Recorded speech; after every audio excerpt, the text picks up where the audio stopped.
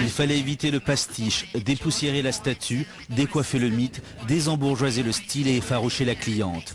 Karl Lagerfeld s'est exécuté avec le sang-froid d'un tueur à gages pour atteindre la cible. Quand j'ai commencé à faire Chanel, je me suis dit, il faut faire la même chose et le contraire. Il faut jouer le chaud et le froid. Il faut exciter et rendre haineuses les prêtresses en disant mademoiselle se serait retombée dans sa tombe. C'est une bonne chose, ça prouve qu'elle n'était pas morte. Et de jouer toujours avec ça, aussi les jupes très courtes, les épaules très larges, les bijoux trop grands, un peu too much de tout. Mais c'était le moment de le faire. Et c'est ça qui a réétabli une image de Chanel. Je peux jouer à l'infini et chaneliser tout ce que je veux. C'est pas que ça soit très Chanel, je l'aurais jamais fait. Mais mon métier, c'est donner l'idée que c'est ça Chanel. Ce que c'est en réalité, ce que c'était ou ce que ça peut être, ça n'a aucune importance. Et ça peut avoir une certaine magie qui inclut tout, l'époque, le nom, le mythe, la femme, moi, tout ce que vous voulez, ça m'est égal. Mais le tout doit faire que c'est un truc d'aujourd'hui, mais qui a une racine dans le passé. C'est là qu'il y a ce mot de Goethe extraordinaire qui a dit de faire un meilleur avenir avec les éléments élargi du passé. Ça veut dire élargir aussi ses connaissances techniques en les adaptant à d'autres techniques, d'autres époques, d'autres goûts, d'autres temps, quoi. Une définition de l'élégance. À mon avis, c'est difficile. Vous posez des questions bien difficiles. Parce que c'est que l'élégance.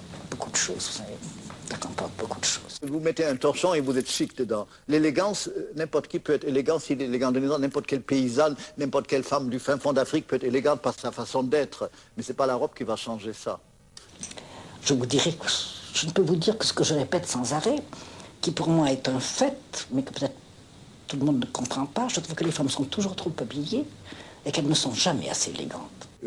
C'est pas parce que vous avez le moyen d'acheter des robes de couture que vous devenez élégante. Ça, c'est pas ça. L'élégance est une chose assez rare et innée. Ça peut se développer, mais c'est pas achetable.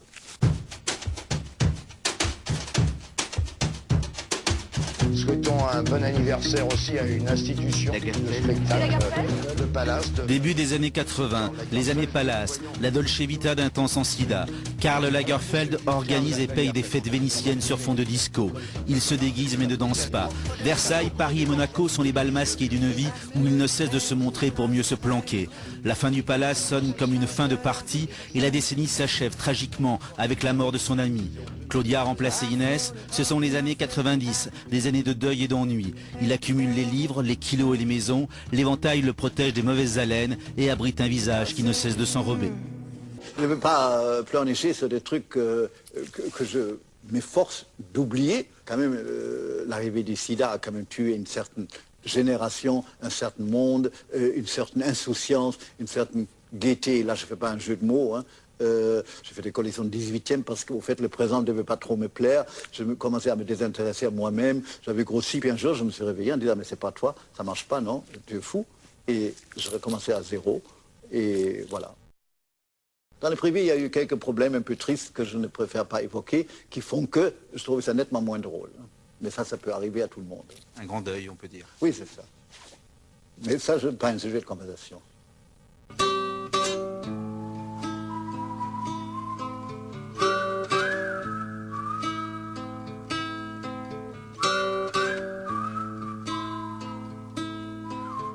Quand les autres pleurnichent sur eux-mêmes, j'aime pas trop ça. Donc je ne veux pas commencer ça moi non plus. Mais c'est ma nature aussi. Ou mon absence de nature, je ne sais pas. Vous vous sentez comme un être cynique ou pas? Mais je ne suis pas cynique profondément. Mais une image cynique ne me fait pas peur. Je trouve ça assez drôle. C'est plus amusant. Le côté gnangnan, ça j'ai jamais aimé. Hein. J'ai horreur de ce qui est gnangnan. Quand les gens s'attendrissent sur eux-mêmes et les autres, je trouve ça impudique. Hein. Finalement, il y a des gens qui gagnent à être connus, mais il y en a qui gagnent à ne pas être connus. Moi, je préfère être de ceux qui gagnent à être connus.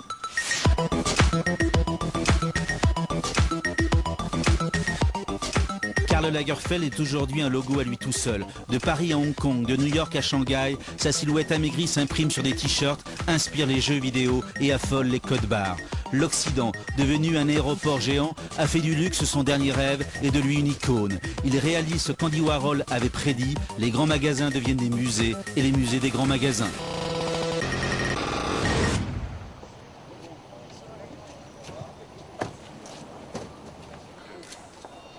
I need some security up here. Everybody go down that way because accueil de rockstar pour ce fou d'architecture. Karl Lagerfeld a demandé à l'Irakienne Zaha Hadid d'imaginer un musée éphémère qui se démonte et se remonte dans les plus grandes villes du monde et qui se transporte dans 4 avions cargo et 20 containers. Ce bâtiment souple et fluide comme un vêtement est le Mobile Art. Le thème du musée, un sac à bandoulière que Coco Chanel avait imaginé en s'inspirant des gypsières des chasseurs. Encore une idée warholienne, l'art capitalisé, contaminé par une mode décomplexée. Après quoi vous courez pour être comme ça en décalage horaire, être ce soir à Hong Kong, après-demain à New York? Est-ce que vous diriez qu'il y a une recherche sans cesse chez vous de la modernité, d'une obsession, de quelque chose qui n'existait pas? Ce n'est pas une obsession systématique de la modernité, mais puisqu'on vit aujourd'hui, autant d'être d'aujourd'hui. Même si ça finit demain, vous pensez que la prochaine étape, le prochain pas est le plus important, la plus belle création, tout ce que vous voulez. Il faut avoir aucun rapport avec son propre passé si on ne veut pas rentrer dans une impasse. C'est quand même un phénomène insensé. C'est quand même assez incroyable qu'on est là pour une histoire de sac avec une petite chaîne qu'elle porte sur l'épaule. Pour moi, ça n'est pas un musée. C'est pour ça qu'on a donné ce nom Mobile Art, Contemporary Art Container, qui parle de musée. Un musée, puisque le musée, normalement, est une chose durable. C'est une chose éphémère. Et la seule chose qui dure, c'est l'éphémère, tout le monde le sait. Si moi je ne crois pas à l'éphémère, qui va y croire, hein? Ah non, et moi je suis très à l'aise là-dedans, parce que ce qui est amusant, c'est refaire tout le temps, c'est pas d'avoir fait. Sinon le temps est sans valeur. C'est l'échéance qui rend les choses passionnantes et intéressantes. Imaginez que tout arrête maintenant et ça à tout jamais comme ça, mais quelle barbe. Hein?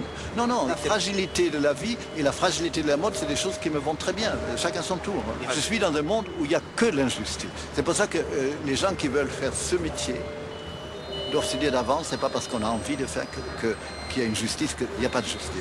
Ce que vous avez fait, il n'y a pas de crédit là-dessus. C'est un truc où il faut être un combattant de tous les instants, et si on ne l'est pas, eh bien les gens vous passent dessus.